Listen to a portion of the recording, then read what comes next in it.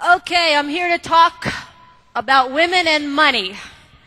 Now, I realize in Malaysia, there's many different cultures, many different religions, so some of your beliefs may not agree with all that I'm saying, but let me tell you what's happening today. These are some statistics from the US, and what I'm noticing is even though the numbers may change, the trends are very similar in other countries throughout the world. So here are some very surprising statistics. Number one, 47% of women over the age of 50 are single, meaning most of these women are responsible for their financial well-being. Many of us have heard the divorce rate. 1 out of 2 marriages ends up in divorce. In a divorce, who usually ends up with the children? The women. So she now has to take care of herself and her children. The first year after a divorce, a woman's standard of living drops an average of 45%, while the man's increases 13%. No, men, we don't like that. Of the elderly living in poverty, 3 out of 4 are women, yet 80% of these women were not poor when their husbands were alive. Their husband passes away, they have no idea how to take care of themselves. Next thing you know, Mr. or Mrs. Financial Helper comes along and they are broke. Of baby boomer women, they're saying now that baby boomer women, these are women in their 40s to 60, will outlive men by 15 to 20 years. As it gets younger in age, that number increases.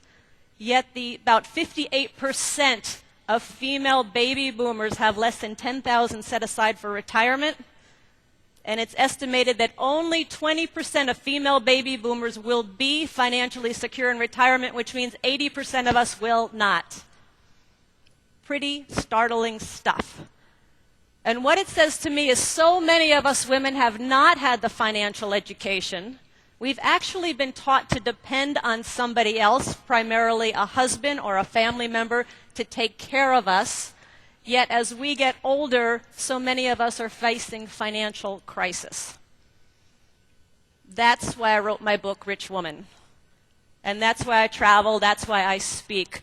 Robert and I came up with Rich Woman a few years ago because Robert and I would travel the world, and whether I was in Malaysia or Hong Kong or South Africa or London or LA, same issues with women, same questions.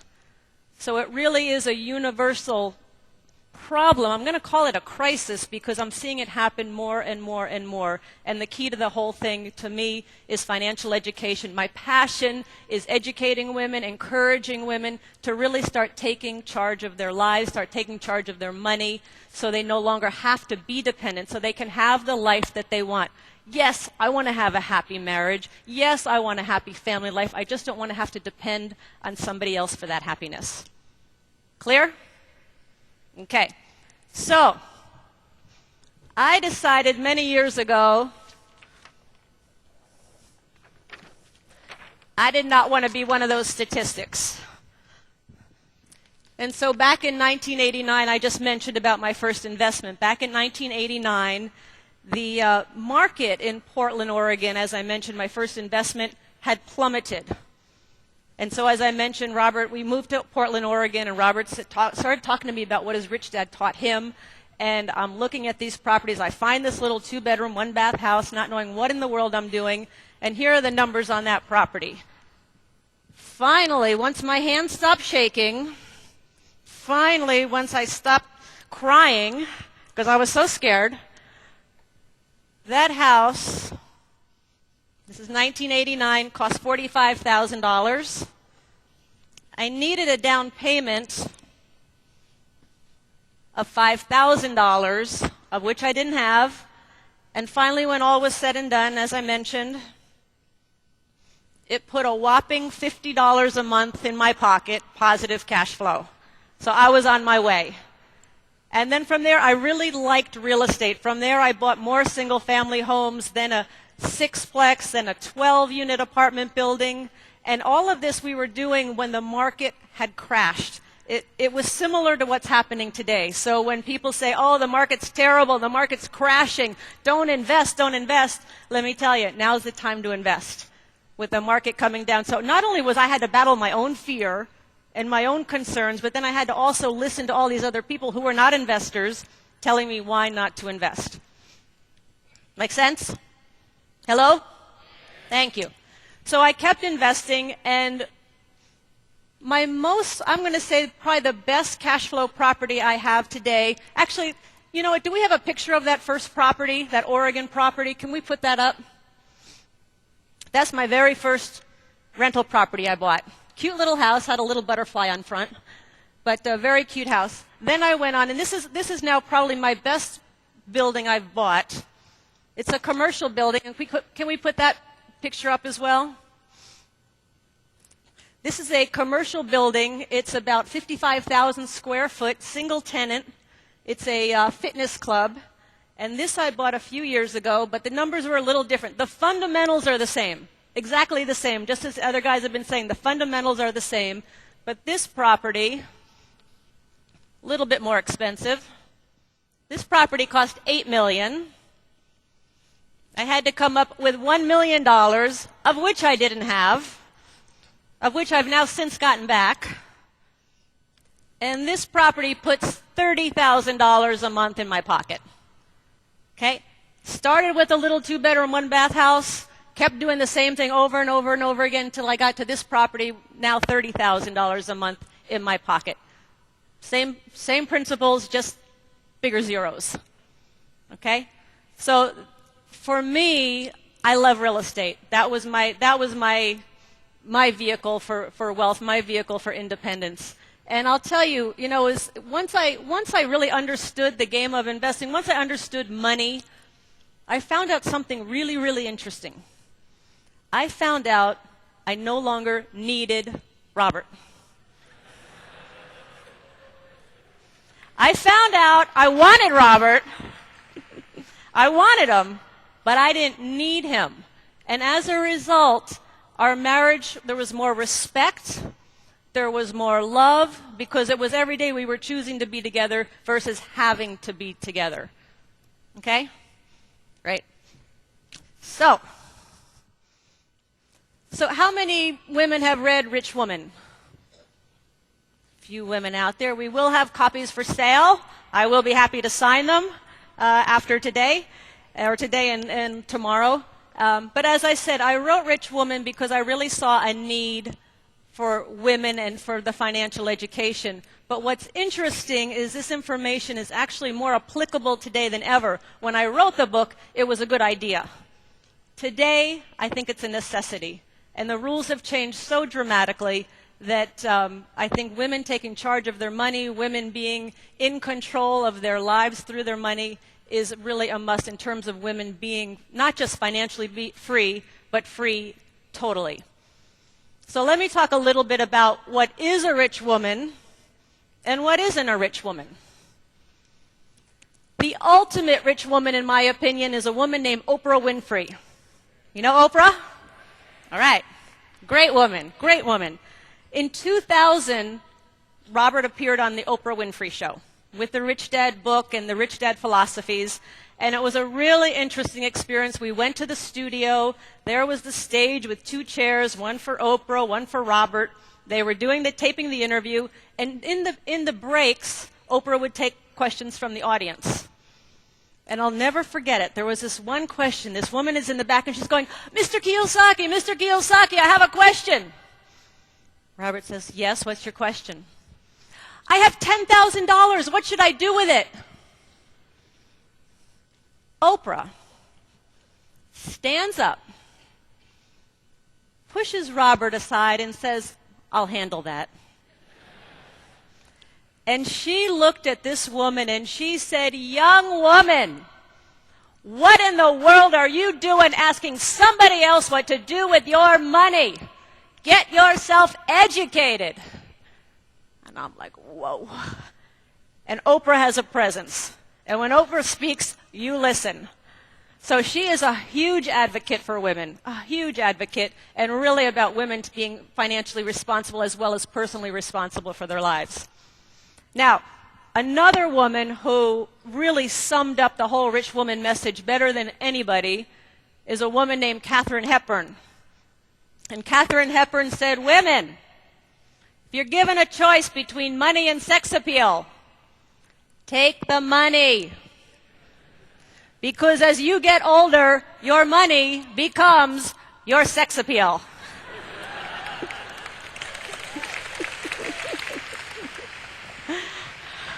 And how true is that?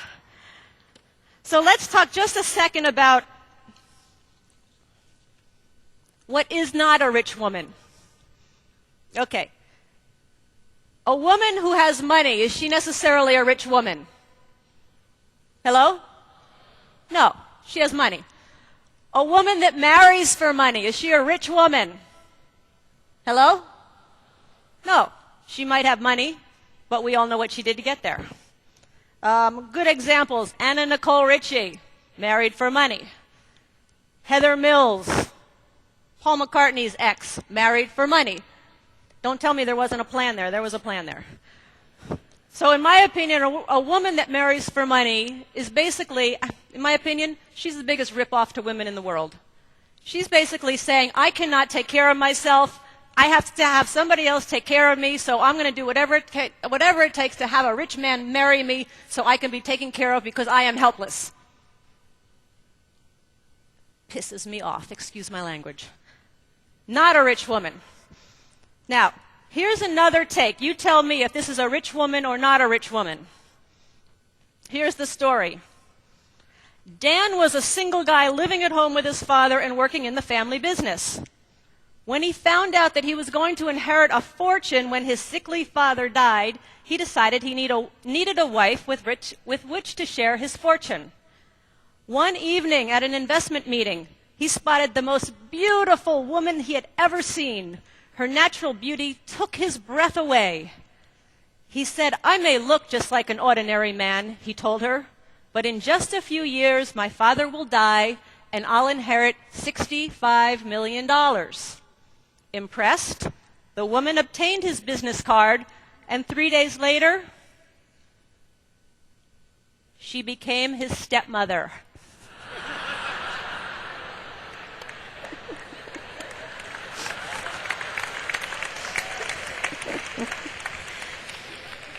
Is she a rich woman? No, but she's a very clever woman. I'll give her that. I'll give her that. So the rich woman message actually really, it is more important today. It's more applicable today than ever. So we actually went out on the street and we asked women, given these economic times, what are you doing differently financially in your life? So I'll tell you what they said. We went out to the street and we just asked women, what are you doing differently today, given this economy and given this environment? And basically what they all said is, I'm cutting back, I'm pinching my pennies, I'm cutting coupons, I'm taking the bus, I am moving from a house to an apartment. Every woman that we asked said, I am cutting back, I'm contracting. Is that a rich woman? No. A rich woman doesn't cut up her credit cards. A rich woman loves her credit cards. I love my American Express. I love my Neiman Marcus card. A rich woman does not forego her lattes. It's not our style. A rich woman creates the income to afford her the lifestyle that she wants and desires. How many women want that? Great. And let me ask the men here in this group, how many of the men here today support the women in their lives becoming rich women? All right. All right. You got some fans out there, women. Right. I love it. I love it. Well, thank you. Thanks for the support to the women, and thank you for being here. Let me just share a little bit about some of the... Oh. No, let's let it go. Thank you. Thank you. They got it working. But let me just share some of the rich women I know and what they're doing today. One woman is a woman named Sarah, and Sarah doesn't make a lot of money. She makes maybe $25,000 to $30,000 a year, and she just bought her very first rental property in Arizona and is making $100 a month cash flow off of that one property, and now she's looking at her second property. So here's a woman not making a lot of money, but she realizes that she needs to start doing something to generate that cash flow. So that's Sarah. Another friend of mine, her name is Kim, happens to be Kim, and what Kim does is her specialty is taking people's products to the market. So she'll find somebody with a good product, and she has the avenue to take it to market. And so what she discovered now in this economy, women are getting laid off and women are looking for new income sources. So she's now got a niche encouraging women with their inventions, with their creations, to work with her, and she takes them to all the home shopping networks, takes them to the commercial outlets, retail outlets. So a couple of women right here that are doing something based on this economy today who aren't sitting back going, oh, woe is me, what am I going to do? I'm losing everything. These women are out there, again, expanding their means. When I see women who want to, anybody for that matter, who wants to cut back, who wants to contract, who wants to pull back, the price is your spirit. What is the price of your spirit? Is your spirit a cheap spirit? Does your spirit want to be poor? I think your spirit wants you to have everything that you want in life. Same as God, same as Great Spirit. They're here for an abundant world, not a world of, sorry, we got to turn off the sun today because we're running out of light. You know, it's a very abundant God. It's in a very abundant spirit. So I look at that, and if at times you want to pull back, just look, what is the cost of your spirit? Because I believe rich women, anybody, really wants their spirit to soar, wants their spirit to come out. And that's what the whole Rich Woman message is about, is bringing out that spirit in you so that you can have what you want in life. So, with that, I want to bring out one other rich woman to share her story and what she's doing, because oftentimes one of the major questions I get is, I want to start investing, but my spouse isn't interested. Has anybody said that or known anybody that has said that? I get it a lot. I want to start investing, but my spouse isn't interested. So they either don't do anything, or they do it in spite of, or regardless of, or sometimes they talk their spouse into it. So I want to bring up a rich woman right now who's going to share her story, because I think it's a very powerful story for people to hear. Kathy? You know her? Kathy Heasley. Hey. Hi. Hi. Now, Kathy came to me one day and we were talking about, I'm working on a book called Rich Couple. Right. And Kathy said, I've got the story for your book all about her wanting to invest or getting, Kathy's been around us for a long time. Right. And tell your story. Well, I have had the privilege of being around these wonderful people for quite a long time. And my husband and I have been married for 21, 22 years. And, we're partners in our business. We are partners in life. I mean, I feel very privileged there, too. And over the course of the years, my husband has taught me a lot about money. He's taught me a lot about stocks. I have a theory that the kind of household that you grew up in is kind of the way that you invest later in life. Right. My husband grew up in a household where investing in the stock market was something they did. I grew up in a household where you worked hard and you worked for every dollar that you got. So I learned how to start a business and work real hard. But the neat thing was, one day I got to work with the Rich Dad Company, and I started in Ken McElroy, and I started to learn at a pace that was very accelerated. And as I was learning, I started to see patterns, and some of the patterns you're learning here, where perhaps mutual funds aren't the best thing, and where maybe real estate is a better option. And so I started learning some of these things. Well, my husband wasn't around these folks like I was. Oh, and by the way, Kathy worked very closely with Ken on his book on real estate. Yeah, years earlier. I've learned from the best, I have to say, and I feel, like I said, very privileged. So as my interest started peaking And as the stock market started tanking, I started to get frustrated, and I started to feel like, I'm tired of watching, the money that I've worked so hard for, my retirement account. I started to get frustrated because I thought, I have to do something with this, chunk of money that's my future. And I felt like, this is my 401k or my retirement plan. I'm going to do something about it. So one day, and this didn't happen over the course of hours or days or weeks. This happened over the course of months, if not even a year, where I wavered back and forth. I always like to tell the story where someone told me this, and it's so true, that if you have a bunch of little kids at a pool, and those little kids, if you have a group of boys, and you say, okay, on the count of 5, everybody's going to jump in the pool. 1, 2, 3, 4, 5. The guys will all jump in, and they'll all try to out-jump each other.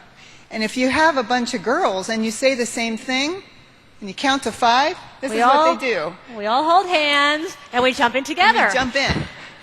That's what we do. Because we want our friends to come with us. That's right. Well, I wanted my husband to jump in the pool with me. And you know what? He wasn't ready. So one day I got the nerve up to just say, you know what? I want to take that portion of our future that's in my name. I didn't feel like I really had the privilege or the right to make decisions for him. But I did feel like I had the right to make the decision with that portion of our future. And I said, I want to pull that money out of the hands of a wealth manager that we were working with, and I want to put it into a real estate deal, and I want to put it in to one of Ken's real estate deals.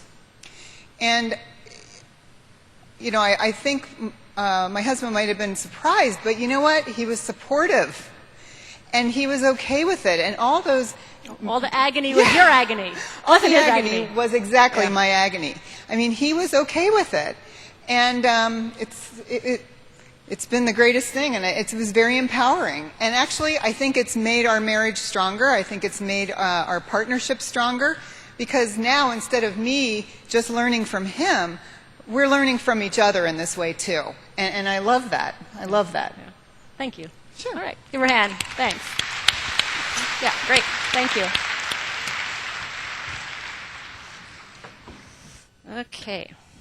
Where did I put it? Oh, over here. Okay, we're kind of short on time, so we're gonna. Is everybody willing to play a little exercise? Hello?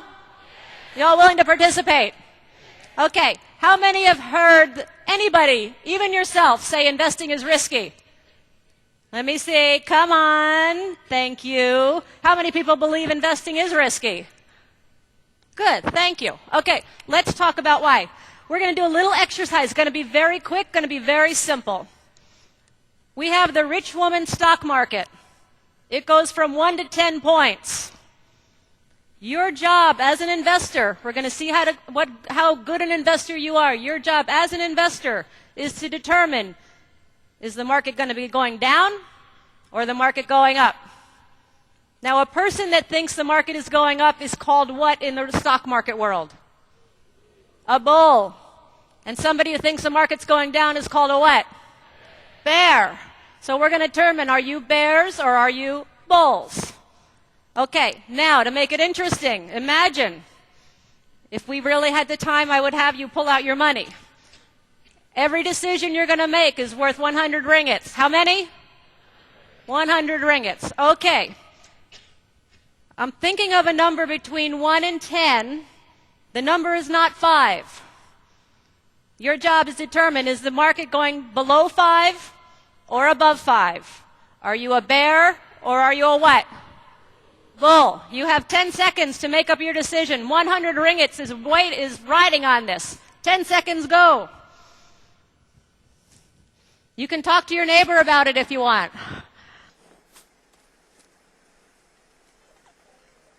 Okay, time's up. Have you all made your decision? Okay. 100 ringgits riding on this, right? You're all good for it, right? Liars. Okay, who thinks the market's going down less than 5? Show of hands. Everybody who's a bear.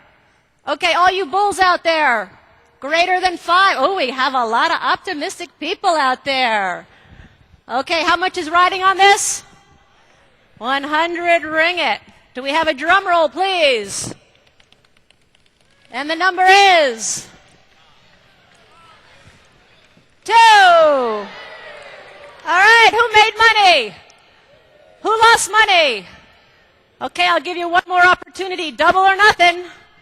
200 ringgit. You can make double your money or nothing, but everybody's got to play. Agreed? So how much money is riding on this? $200. Okay. You have to decide. Are you going to be a bull? Greater than 5? Are you going to be a bear? Less than 5? Talk it over with your neighbor. You've got 10 seconds. Go.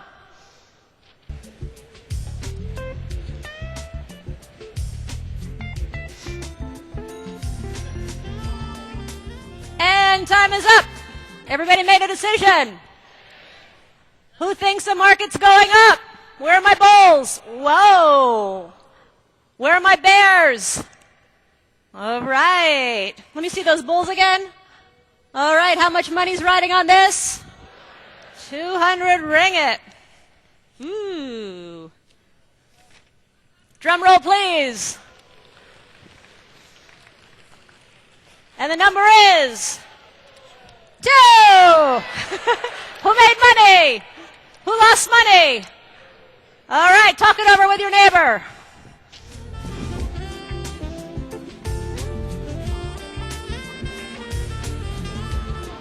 Okay, and begin finishing up. And thank your partner. Okay, so in the real world, what is this called? Gambling. Gambling. Did you have any information? Did you have any control over the outcome? Would this be risky? Is this what a lot of people do when it comes to investing? Let me give you a scenario. I'm at the cashier at the food store. She's got a hot tip. I run home, put my money on this hot tip, knowing nothing, checking out nothing. And sure enough, I lose what? My money. And then I say, oh, investing is so risky. So without the financial education, without any experience, investing is very risky. Today, Andy talked about, Ken talked about it, Robert talked about cash flow versus capital gains. So many people today who lost money were looking for what? Cash flow or capital gains?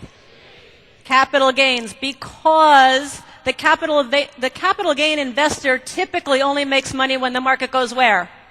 Up. Excuse me. The cash flow investor makes money when the market goes up and down. That's why our game is called cash flow, not capital gains. Okay? So also I want to say one other thing about the cash flow game. The cash flow game really is what Robert and I did to get out of the rat race. It's what we did, the scorecard, almost every deal on that game board we did. The deal cards is how we look at a deal. So if you have an opportunity to play this game, please play this game, because what we're finding is people who are sending us all their success stories and their testimonials, who are now investing, who are now out of debt, all of that, they contribute it to playing the cash flow game, because once they get in there, it's very real life. So if you have an opportunity to play it, please play the game. One other commercial plug.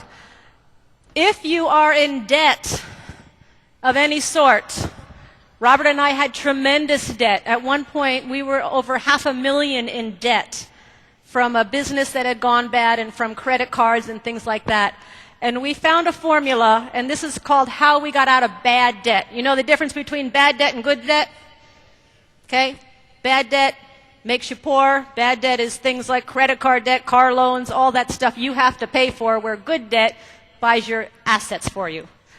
So we found this formula, we discovered a formula, and we put it into practice, and we have a CD about it, and this is the beauty of it. There is nothing different you have to do than what you're doing today except two things. Number one if you're going to buy something on a credit card, you got to pay it off the month you buy it. You cannot accumulate any more long-term credit card debt, number one. Number two, the only other thing you have to do, if you want to be debt-free, I mean everything, cars, houses, everything, in about 7 to 10 years, everything, you only have to come up with $100 more a month. That's it. And that's on here. And that's what Robert and I did. We did it. It works. I mean, if you're in debt, I'm going to say get this product if you're in debt and need to get out of debt, because it's a very simple program, and it really is a must if you're swimming in debt. If you can't come up with an extra $100 a month, are you ever going to be a successful investor? I don't think so. So I really highly recommend this. Okay, so in closing, I just want to talk about one other thing, and that is this. I have come to learn over the years there's no such thing as a get-rich-quick scheme.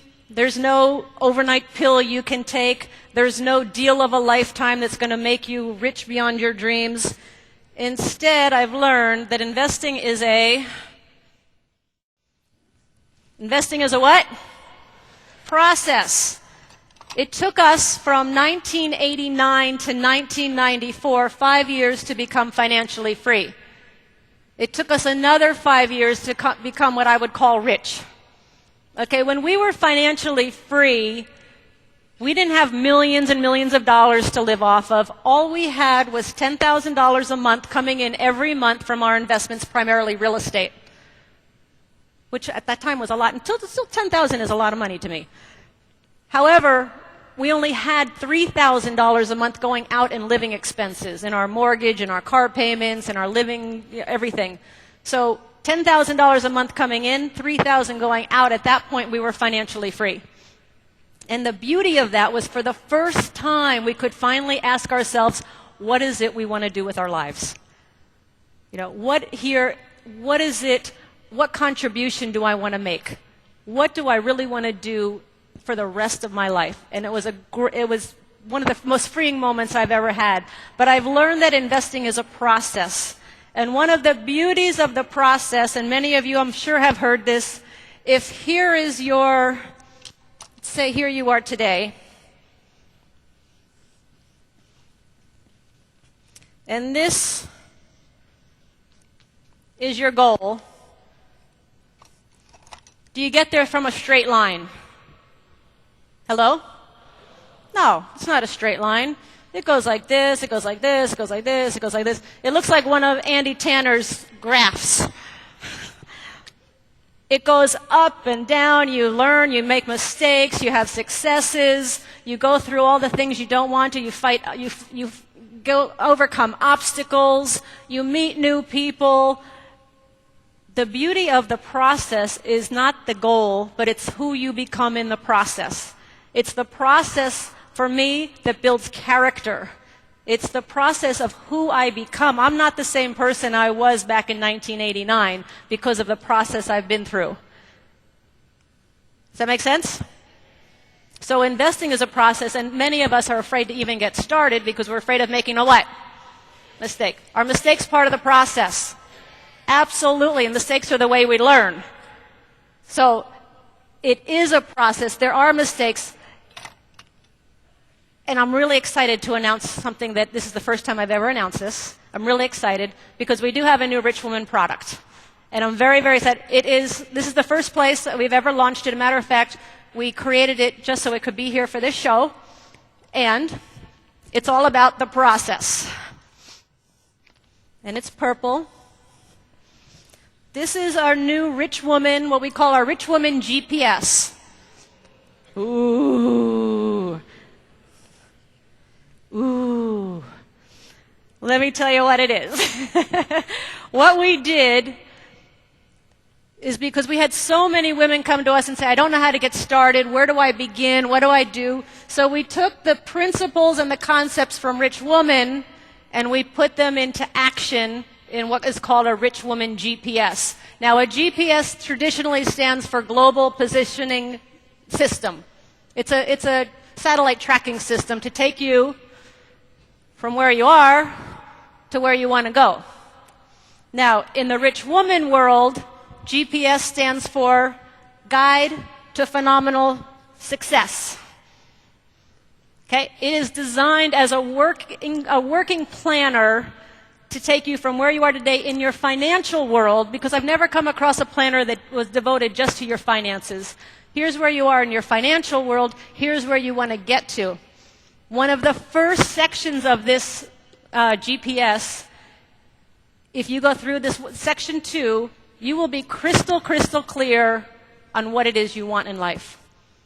Because for most of us, figuring out what it is we want is sometimes the most difficult thing. So we start with that. What is the number one thing you want?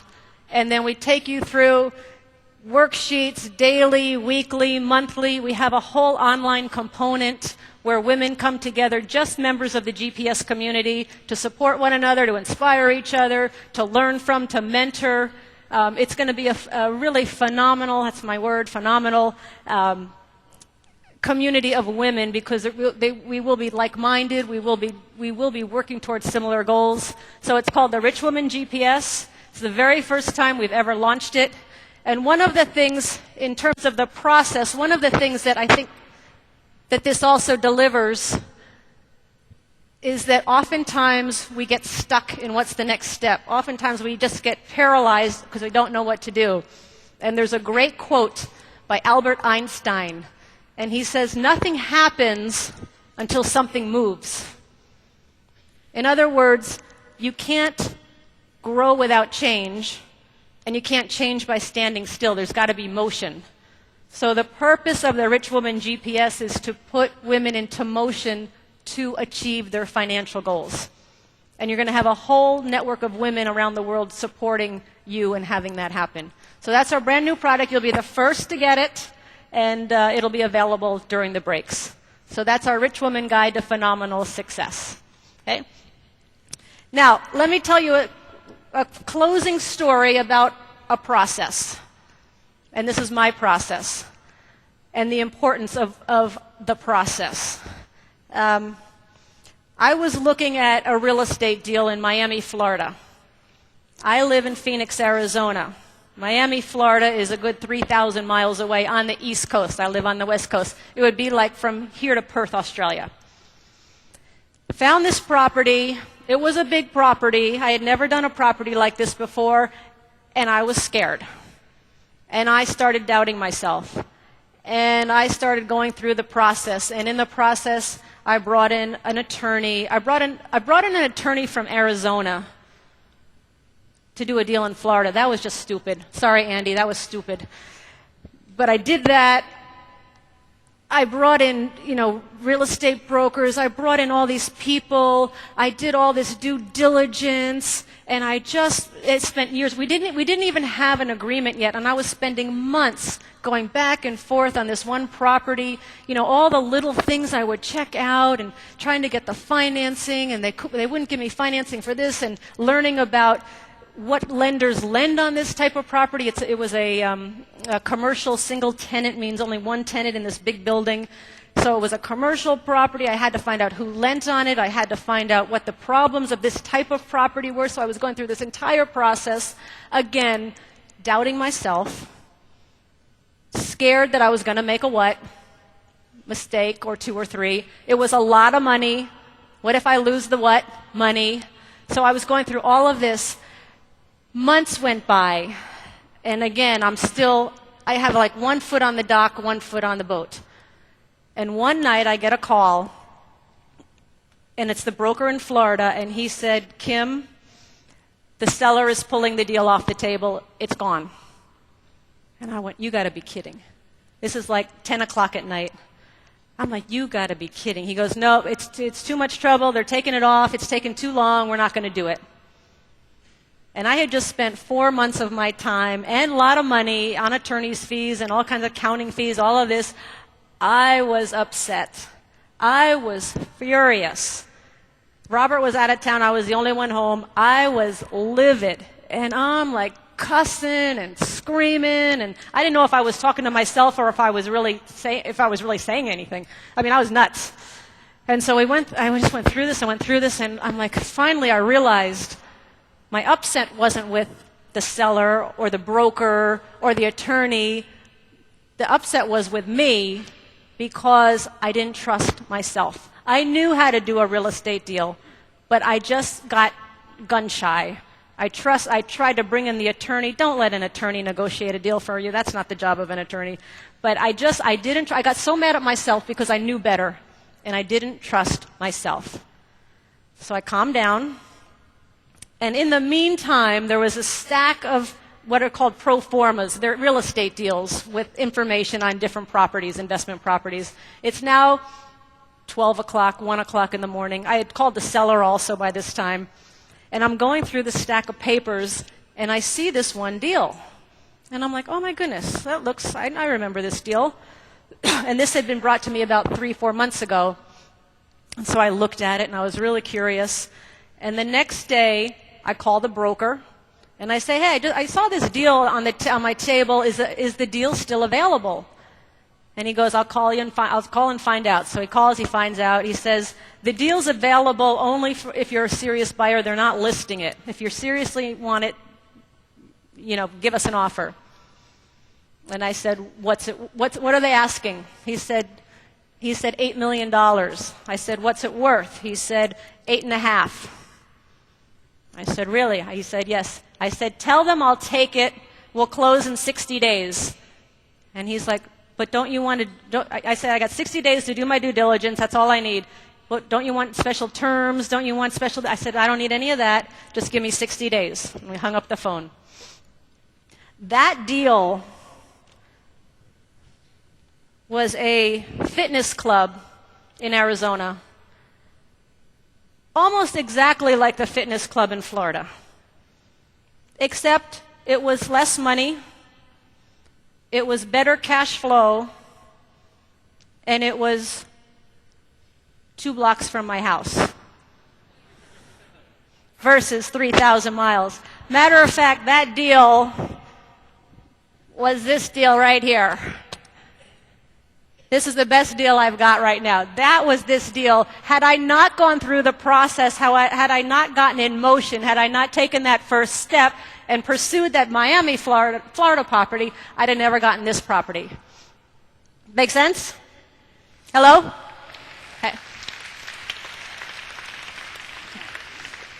So that's the power of the process. That's the power of getting in motion. The Rich Woman GPS, it's for women who are just starting out and who need that first step. And it's for women who are already investing and just want to do more in their investment world, want to grow their portfolio.